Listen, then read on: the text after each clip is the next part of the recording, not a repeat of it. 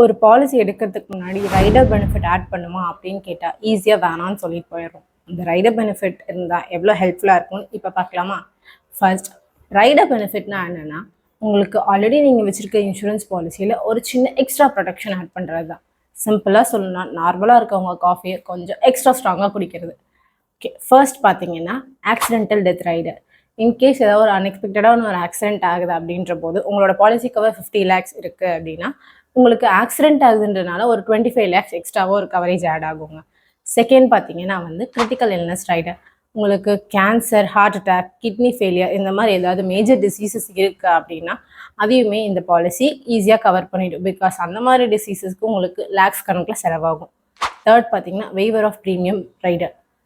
இப்போது ஃப்யூச்சரில் என்னால் ஒர்க் போக முடியுமா, இன்கேஸ் ஆஃப் ஏதாவது ஒரு மெடிக்கல் எமர்ஜென்சிஸ், என்னால் வேலை பார்க்க முடியாத ஒரு சுச்சுவேஷன் வருது, என்னால் ப்ரீமியம் பே பண்ண முடியாத ஒரு சுச்சுவேஷன் வருது அப்படின்ற போது இந்த ரைடர் உங்களுக்கு ரொம்பவே ஹெல்ப்ஃபுல்லாக இருக்குங்க. ஸோ இந்த மாதிரி நிறைய யூஸ்ஃபுல்லான இன்ஃபர்மேஷன் தெரிஞ்சுக்க நம்ம சிஎம் அசோசியேட்ஸ் பேஜை ஃபாலோ பண்ணிக்கோங்க.